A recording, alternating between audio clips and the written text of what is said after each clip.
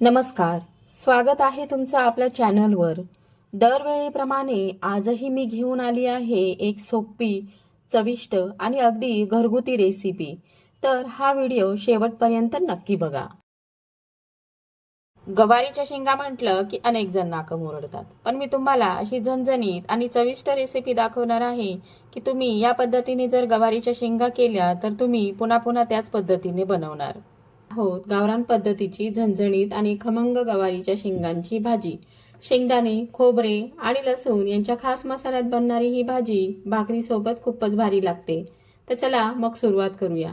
आजच्या रेसिपीसाठी आपल्याला लागणार आहे गवारीच्या शेंगा, शेंगदाणे, लसूण पाकळ्या, खोबरे, तीळ, जिरे, कढीपत्ता, कोथिंबीर, लाल तिखट, हळद, धनिया पावडर, मीठ। सर्वात आधी बाजारातून आणलेल्या गवारीच्या शेंगा स्वच्छ निवडून घेणे गरजेचे असते। त्यासाठी शेंगांचे दोन्ही बाजूचे जे धागे आहेत ते काढून घ्यायचे आहे। नंतर शेंगा मध्यम आकारामध्ये कापून घ्यायच्या आहेत किंवा त्याचे दोन समान भाग करून घ्यायचे आहेत।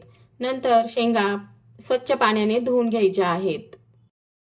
आता भाजीसाठी मसाल्याचं वाटण तयार करून घ्यायचं आहे। त्यासाठी कढईमध्ये थोडंसं तेल गरम करून घ्यायचं आहे।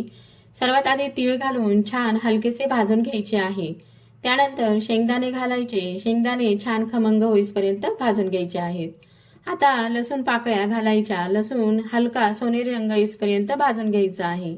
यानंतर खोबरंही छान भाजून घ्यायचं आहे। खोबरं भाजल्यावरती त्याला छान हे सगळं जिन्नस भाजल्यावरती आता हे सगळं मिश्रण थोडं थंड होऊ द्या।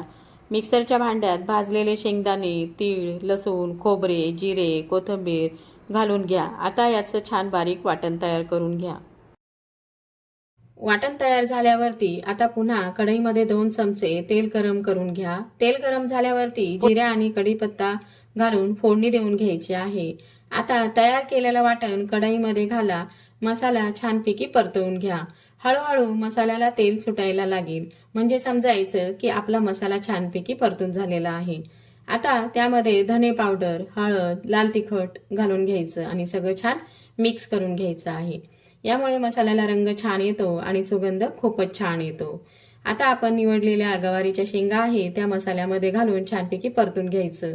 यानंतर आपल्याला जेवढी पाहिजे तेवढी आमटीनुसार पाणी घालून घ्यायचं आहे आणि चवीनुसार मीठ सुद्धा घालून घ्यायचं आहे। आता कढईवरती झाकण ठेवून ही भाजी साधारणतः 10 ते 15 मिनिटं शिजू द्यायची आहे। 10 ते 15 मिनिटं शिजल्यानंतर झाकण काढून बघायचं आहे। बघा किती छान भाजी तयार झाली आहे ते। आता वरून ताजी कोथिंबीर घालून घ्यायची आहे। गरमागरम गवारीच्या शेंगांची झणझणीत भाजी सर्व करायला तयार आहे। ही गावरान स्टाईल गवारीच्या शेंगांची भाजी तुम्ही घरी नक्की करून बघा आणि कशी झाली ते कमेंटमध्ये मला नक्की सांगा। जर हा व्हिडिओ आवडला तर व्हिडिओला लाईक करा, शेअर करा आणि चॅनलला सबस्क्राईब करायला विसरू नका। भेटूया अशा छानशा रेसिपी सोबत। तोपर्यंत बाय।